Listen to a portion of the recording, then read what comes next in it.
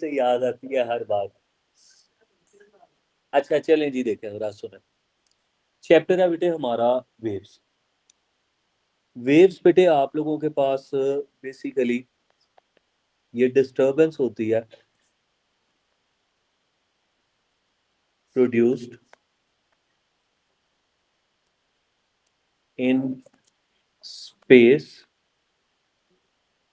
ये हमारे पास स्पेस में प्रोड्यूस होने वाली डिस्टरबेंस है that travels from one point two another, जो ट्रेवल करती है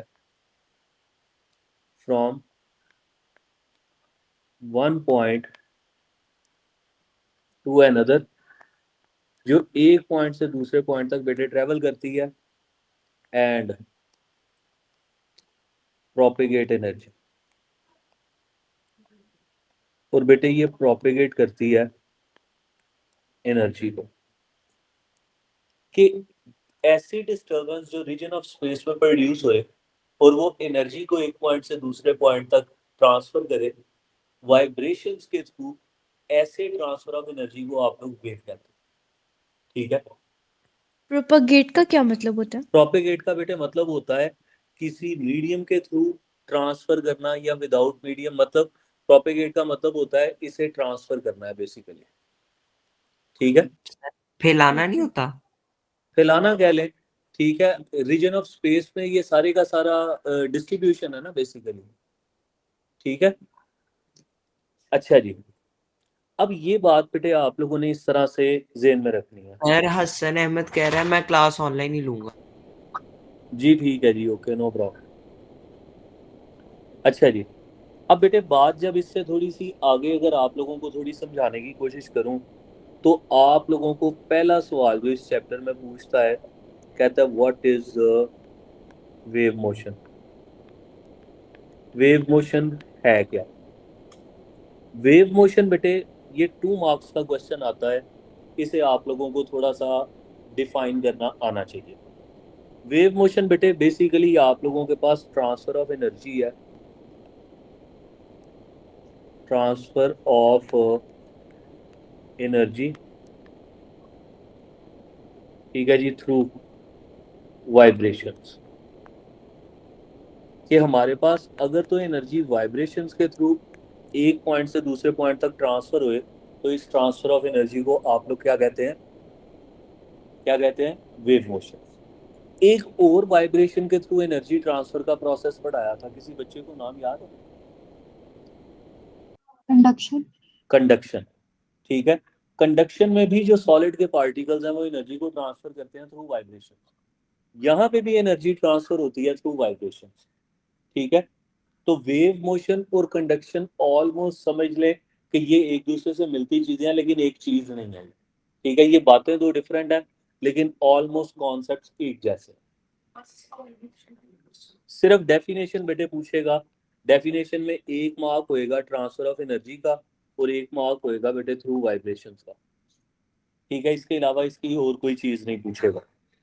अच्छा जी, फिर बेटे आप लोगों के पास इनकी कुछ जर्नल टाइप्स आ जाती हैं वेव्स की। जर्नल टाइप्स में हमारे पास वेव्स के जो बातें पूछ सकता है, वो पहली बात ये है कि मैकेनिकल वेव्स क्या होते हैं। तो बेटे जो बेसिकली मैकेनिकल वेव्स हैं, ये आप लोगों के पास ऐसी वेव्स होती हैं जो हमारे पास ट्रेवल करती हैं through medium. Those waves which require medium to travel, ठीक है, are those waves which require medium to travel. कि ऐसी वेव्स जिन्हें मीडियम रिक्वायर्ड होता है ट्रेवल करने के लिए, इन वेव्स को मैकेनिकल वेव्स कहते हैं। इनकी एग्जांपल्स आप लोगों को पता होनी चाहिए। इनकी एग्जांपल्स में बेटे साउंड आ जाती है, वाटर वेव्स आ जाती हैं। इसके अलावा हमारे पास अर्थ क्रस्ट वेव आ जाती हैं। अर्थ क्रस्ट जो वेव्स हैं, ठीक है जी, इन्हें आप लोग सेस्मिक पी या सेस्मिक एस वेव्स भी कहते हैं। लिख दूं? ठीक है जी, इन्हें आप लोग ब्रैकेट में लिख देता हूं, इन्हें आप लोग seismic P and S waves भी कहते हैं। इनमें से जो पी हैं ये हमारे पास होती है लॉन्गिट्यूडिनल और दूसरी होती है हमारे पास, इन्हें आगे जाके एक्सप्लेन करता हूँ मैं। ठीक है, तो ये बेटे आप लोगों के पास इसकी कुछ एग्जांपल्स हैं, इसकी ये एग्जांपल्स हो सकती हैं। ठीक है, इसके अलावा और भी ढेर सारी इनकी एग्जांपल्स हो सकती हैं। दूसरे नंबर पे बेटे जो आ जाती हैं, इन्हें आप लोग कहते हैं these are electromagnetic waves. Electromagnetic बेटे ये ऐसी वेव्स हैं, इलेक्ट्रोमैग्नेटिक वेव्स, इलेक्ट्रोमैग्नेटिक वेव्स ऐसी वेव्स हैं which do not require any medium to travel, which do not require any medium to travel, जिन्हें बेटे ट्रैवल करने के लिए किसी भी किस्म का कोई भी मीडियम रिक्वायर्ड नहीं है, ऐसी वेव्स को आप लोग इलेक्ट्रोमैग्नेटिक वेव्स कहते हैं। ये टोटल हमारे पास 7 है। इन 7 में हमारे पास बेटे आ जाती हैं रेडियो वेव्स, इसके बाद बेटे आ जाती हैं इंफ्रारेड, फिर हमारे पास आ जाती हैं जिसे हम लोग कहते हैं माइक्रोवेव्स, फिर आ जाती है हमारे पास लाइट, लाइट के बाद आ जाती हैं अल्ट्रावायलेट, फिर बेटे आ जाती हैं एक्सरेज, एंड देन आ जाती हैं गैमा रेज। ठीक है जी, ये टोटल इस तरह से 7 है। सर ठीक है जी, हीट नहीं आता इसमें, हीट? हीट बेटे थर्मल एनर्जी है जिसे इंफ्रारेड वेव्स कहते हैं। ओके। ठीक है, अच्छा जी, फिर हमारे पास आ जाती हैं 2 इसकी टाइप्स हैं वेव्स की।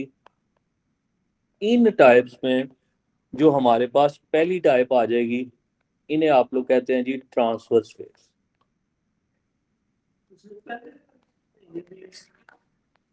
हमारे पास जो ट्रांसवर्स वेव्स आ जाती हैं, मैकेनिकल वेव्स जो है बेटे ट्रांसवर्स हो सकती हैं, मैकेनिकल वेव्स जो है लॉन्गिट्यूडिनल हो सकती हैं, लेकिन सारी की सारी ट्रांसवर्स जो है वो मैकेनिकल नहीं हो सकती।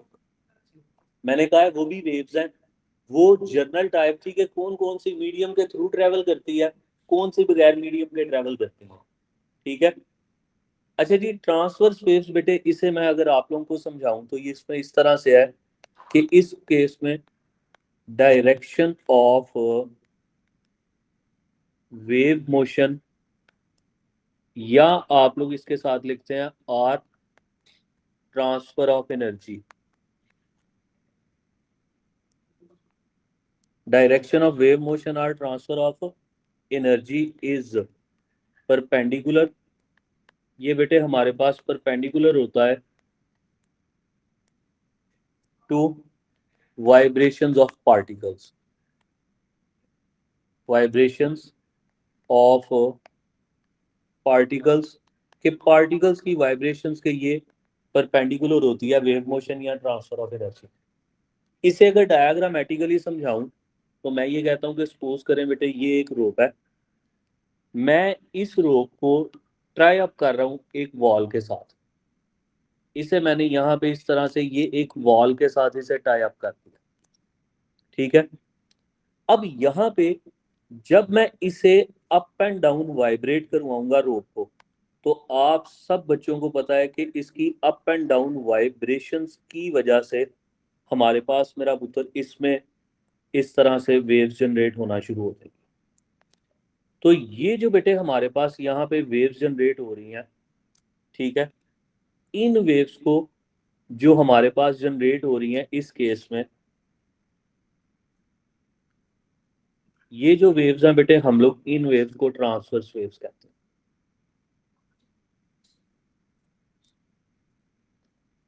ठीक है जी, these are basically transverse waves, और इन्हें आप लोगों ने इस तरह से,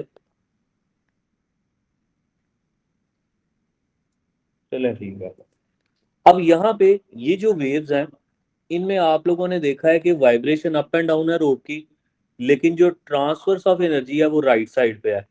तो क्या जो एनर्जी का ट्रांसफर है वो वाइब्रेशन के साथ 90 डिग्री पे है? ठीक है, इसका मतलब ये है कि ये जो रोप वेव्स हैं ये बेसिकली ट्रांसवर्स वेव्स हैं।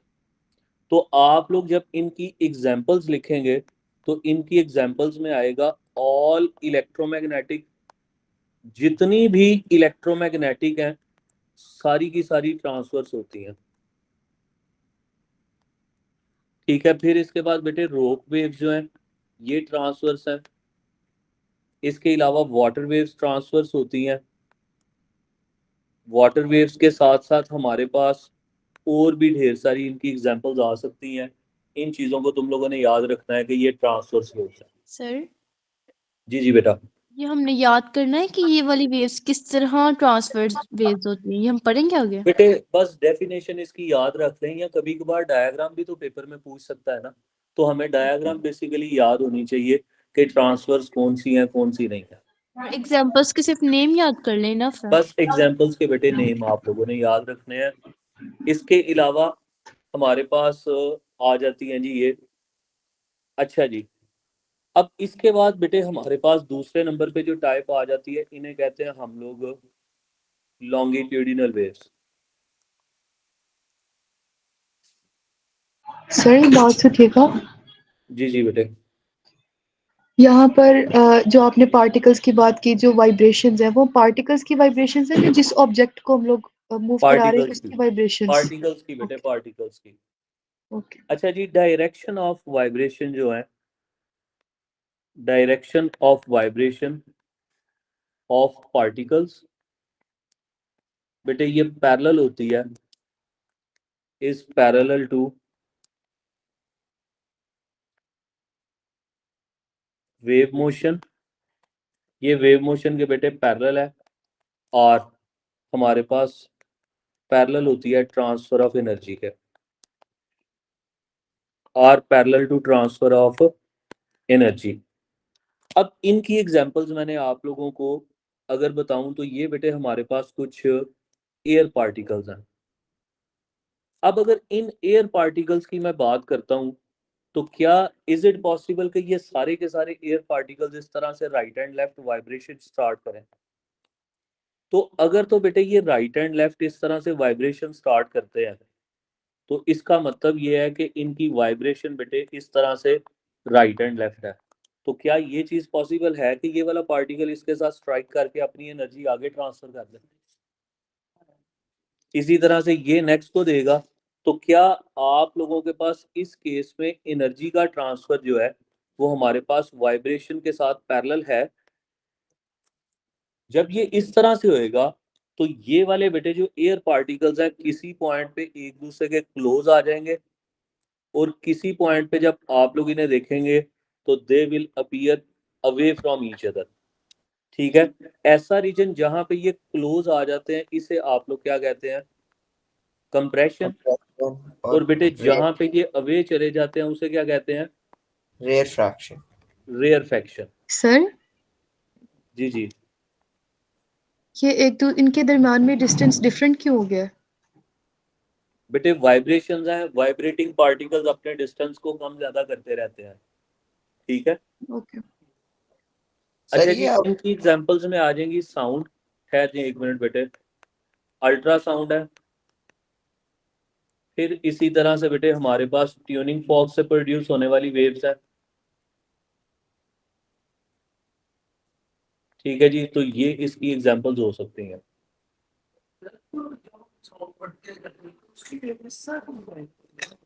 साउंड पढ़ते हैं हम लोग, वो उसका प्रेशर टाइम ग्राफ पढ़ते हैं। ठीक है, वो ग्राफ्स हैं उन्हें अभी डिस्कस करेंगे। ठीक है जी, चलें जी एक एग्जांपल। वो कहते हैं जी कोई ऐसा ऑब्जेक्ट आप लोग बताएं जो हमारे पास जो ट्रांसवर्स और लॉन्गिट्यूडिनल वेव्स को सेम टाइम पे प्रोड्यूस कर सकता है। तो जो अर्थक्वेक वेव्स होती हैं, अर्थक्वेक से जो वेव्स प्रोड्यूस होती हैं, ठीक है, जिन्हें मैंने आप लोगों को बताया है कि ये सेस्मिक आप लोगों के पास P एंड S वेव्स हैं। ये बेटे आप लोगों के पास प्रोड्यूस होती हैं all together, produce all together, ठीक है। इनमें से एक जो है one is transverse P wave जो है, और इसी तरह से जो सेकंड वाली है इज लॉन्गिट्यूडिनल जो हमारे पास एस वेव है।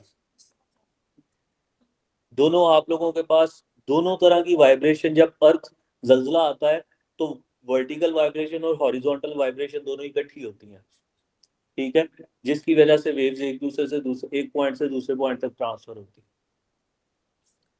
अच्छा जी, इसके अलावा आप लोगों के पास इस चैप्टर में पूछता है कि वेव्स का फंक्शन क्या है। तो वेव्स बेटे ट्रांसफर करती हैं एनर्जी को, waves transfer energy without transferring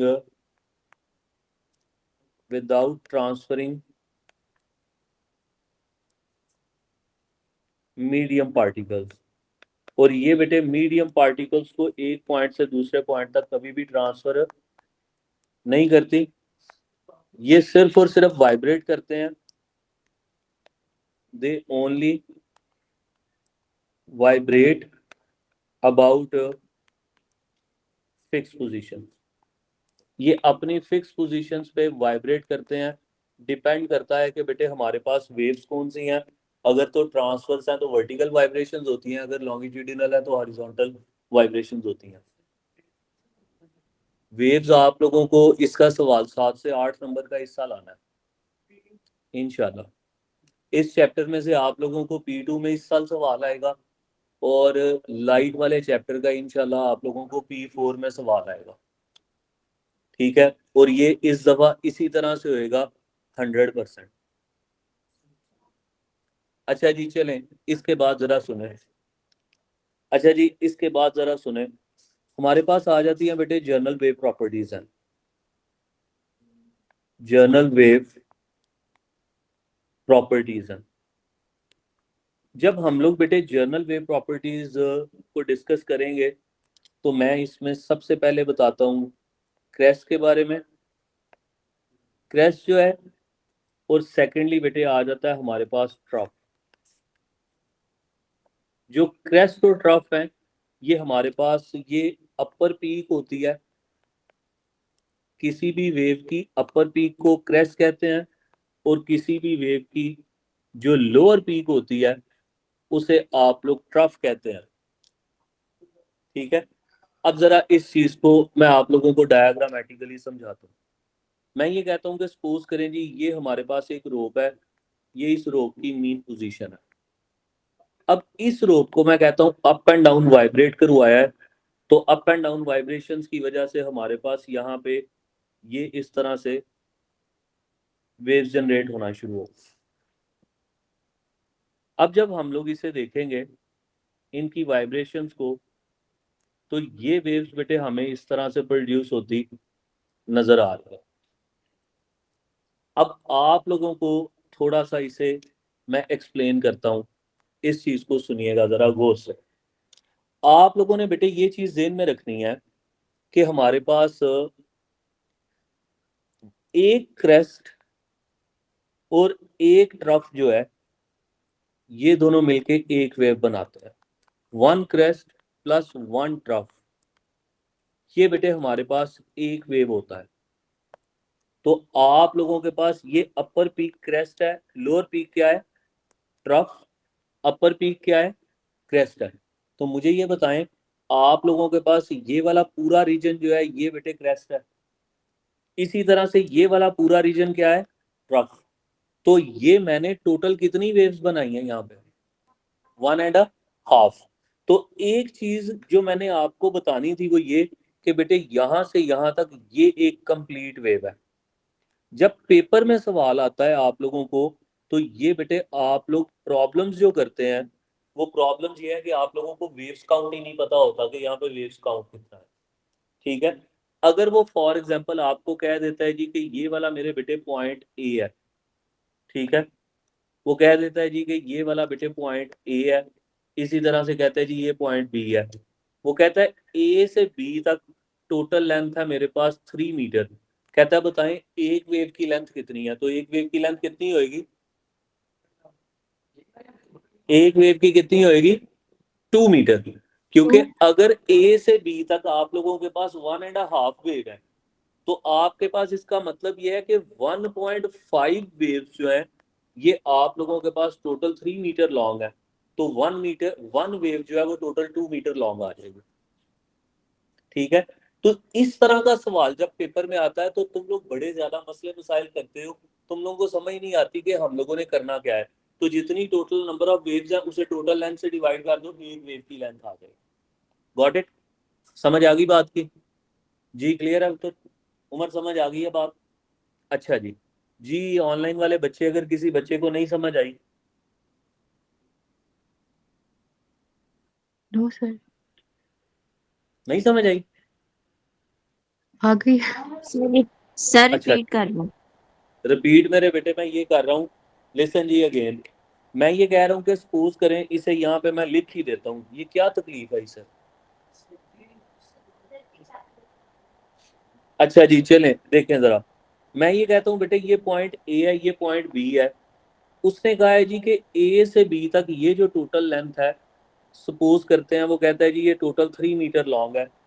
उसने कहा जी लेंथ ऑफ अ वेव बताएं, लेंथ ऑफ अ वेव, एक वेव की लेंथ कितनी है इसे बताना है। तो मुझे सिंपली क्या करना है, ये जो टोटल 3 मीटर लेंथ है ये मेरे पास क्योंकि बेटे टोटल 1.5 वेव्स को शो कर रही है, तो एक वेव की अगर लेंथ मुझे देखनी है तो मैं इस 3 को मैं 1.5 से डिवाइड करूंगा, तो बेटे ये मेरे पास टोटल 2 मीटर लेंथ आ जाएगी।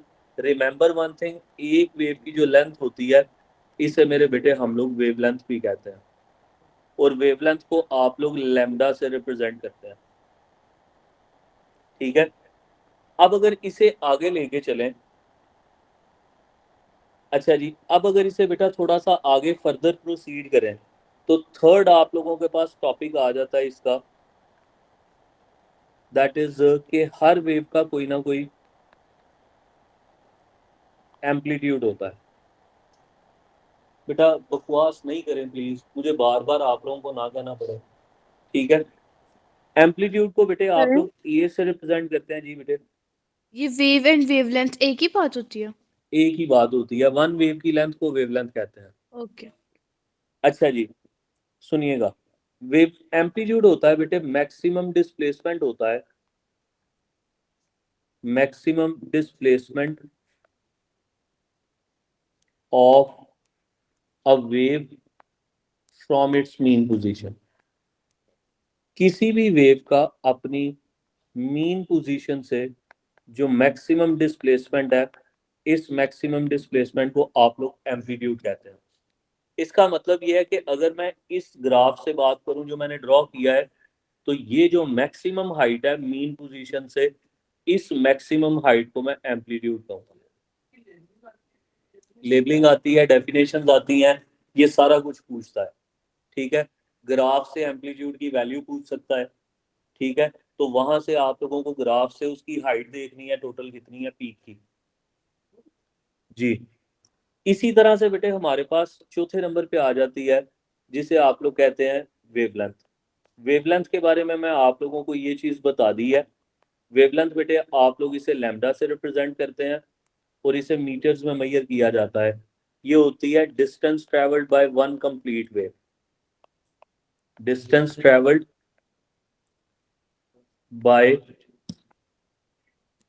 वन कंप्लीट वेव, कि एक पूरी वेव, ठीक है, जितना डिस्टेंस ट्रेवल करती है उस डिस्टेंस को वेवलेंथ कहते हैं। यहाँ बेटे आप लोग ये डिस्टेंस होता है between, distance between two consecutive crust और ट्रफ्स। तो ये बेटे दो क्रस्ट या ट्रफ्स के दरमियान में जो डिस्टेंस होता है इसे भी आप लोग लैम्डा कहते हैं। इसका मतलब ये है कि ये जो वन वेव की मैंने लेंथ लिखी है ये बेसिकली लैम्डा है। वन वेव जो मैंने मार्क किया है, वन वेव की जो लेंथ है वो बेसिकली क्या है, लैम्डा। इसी तरह से एक क्रस्ट से दूसरे क्रस्ट तक का ये डिस्टेंस जो है, ये डिस्टेंस भी बेटे लैम्डा ही है। तो लैम्डा को डिफरेंट तरीकों से रिप्रेजेंट किया जा सकता है डायग्रामेटिकली, पेपर में किसी तरीके से भी आप लोगों से लैम्डा कैलकुलेट करवा सकता है, ठीक है। अच्छा जी, 5वें नंबर पे हमारे पास आ जाता है, 5वें नंबर पे बेटे आ जाएगी हमारे पास फ्रीक्वेंसी। तो फ्रीक्वेंसी जो है ये स्मॉल एफ से लिखेंगे और इसे बेटे आप लोगों ने हर्ट्ज में मेजर कर, ये होती है number of waves produced in 1 second, कि 1 सेकेंड में प्रोड्यूस होने वाली जो नंबर ऑफ वेव्स हैं इन्हें फ्रीक्वेंसी कहते हैं। छठे नंबर पे बेटे आ जाता है जिसे आप लोग कहते हैं टाइम पीरियड। टाइम पीरियड बेटे आप लोगों के पास कैपिटल टी से रिप्रेजेंट करते हैं, इसे सेकंड में मेजर करते हैं। ये आप लोगों के पास होता है time taken to complete one wave, time taken to complete a wave. एक वेव के कंप्लीट होने में जितना टाइम लगता है उस टाइम को टाइम पीरियड कहते हैं। टाइम पीरियड और फ्रीक्वेंसी में रिलेशन ये है कि टाइम पीरियड और फ्रीक्वेंसी इनवर्सली प्रोपोर्शनल होते हैं। टाइम पीरियड बढ़ाते जाओगे फ्रीक्वेंसी कम होती जाएगी, टाइम पीरियड को कम करते जाओगे फ्रीक्वेंसी ज्यादा होती जाएगी। और हमारे पास बेटे इसे इस तरह से भी लिख सकते हैं फॉर्मूला में, F is equal to 1/T, या आप लोगों के पास F is equal to number of waves divided by time taken, divided by time taken. यहाँ पर कांस्टेंट नहीं मेंशन करेंगे? नहीं बेटे, यहाँ पे कांस्टेंट मेंशन करने की जरूरत नहीं है, ये वेव्स के लिए है, स्पीड कांस्टेंट करनी है तो कर ले, ओके। ठीक है। वैसे जरूरत नहीं है फ्रीक्वेंसी के टाइम पीरियड के साथ रिलेशन के लिए। Time taken for number of waves, जो 5, 7, 10 वेव्स कंप्लीट होने में जितना टाइम लग रहा है। अच्छा जी, 7वें नंबर पे बेटे आ जाता है हमारे पास वेव स्पीड। जब हम लोग वेव स्पीड की बात करेंगे तो वेव की स्पीड बेटे आप लोग कैलकुलेट करते हैं v is equal to F lambda relation से, या हमारे पास बेटे v is equal to lambda by T relation से इसे कैलकुलेट किया जाता है। अब जो सबसे जरूरी बात है मैं आप लोगों को इसके लिए बताता हूँ, ये आप लोगों को पेपर में सवाल कई दफा आया। पेपर में क्वेश्चन देखें, उसने कहा जी कि P से Q तक आप लोगों के पास जो टोटल लेंथ है, उसने कहा है जी कि ये आप लोगों के पास टोटल लेंथ है, सपोज करते हैं 40 सेंटीमीटर। टोटल लेंथ कितनी है? 40 सेंटीमीटर। कहता है जी P से एक वेव ट्रेवल करनी शुरू करती है जो Q की तरफ इस तरह से मूव करती है। वेव है जो P से Q वाली साइड पे ट्रेवल करना शुरू करती है, ठीक है। कहता है जी P से Q तक ट्रेवल करने में टोटल आप लोगों को जो 5 वेव्स होती हैं वो ट्रेवल करनी पड़ती हैं। कहता है वेव की लेंथ बताएं। तो P से Q तक आप लोगों के पास टोटल नंबर ऑफ वेव्स कितनी कंप्लीट होती हैं? 5 वेव्स कंप्लीट होती हैं। कहता है जी वेवलेंथ की वैल्यू कितनी होएगी? तो इसका मतलब है सिंपली 40 सेंटीमीटर को 5 से डिवाइड करेंगे तो वेव की लेंथ कितनी आ जाएगी? 8 सेंटीमीटर। अब आप लोगों से साथ में बेटे वो ये चीज पूछता है, कहता है जी P से Q तक वेव ट्रेवल कर रही है, उस वेव की फ्रीक्वेंसी है सपोज करें 5 हर्ट्ज। उस वेव की फ्रीक्वेंसी कितनी है? 5 हर्ट्ज। कहता है P से Q तक ट्रेवल करने में, कहता है जी आप लोग बताएं कि उसकी स्पीड कितनी होएगी। तो जब आप लोगों ने स्पीड कैलकुलेट करनी है तो v is equal to F lambda. F आप लोगों के पास 5 है, वेव की लेंथ कितनी है? 8। इसका मतलब यह है कि ये आ गई 40 सेंटीमीटर पर सेकेंड इसकी स्पीड आ गई। 40 सेंटीमीटर पर सेकेंड इसकी क्या आ गई? स्पीड। तो रिमेंबर वन थिंग, इस तरह के सवाल करते हुए आप लोगों ने यूनिट्स का ख्याल रखना है। इसे आप लोग डायरेक्ट भी कर सकते थे, speed is equal to distance over time वाला फॉर्मूला अप्लाई करके, या हम लोग v is equal to F lambda formula apply करके। तो ये चीजें इस तरह से आप लोगों के पास आती हैं, इनका ख्याल रखिएगा। ठीक है जी, चैप्टर बेटे अभी आधा भी नहीं, ठीक है जी। तो चलें जी, सर आ गए हैं नेक्स्ट क्लास में, तो है भी टाइम? अल्लाह हाफिज। 4 मिनट है अभी। चलें ठीक है बेटा, फिर आप लोग देख लें, तो इससे आगे फिर जो है ना कल कंटिन्यू करते हैं। अल्लाह सर हाफिज। जो आपने टाइम पीरियड के बारे में बताया है जी जी, वो आपने क्या बताया कि कल वो बेटा वन वेव का ही हम लोग कंसिडर करेंगे? फर्दर एक्सप्लेन कर, ओके ठीक है, ओके।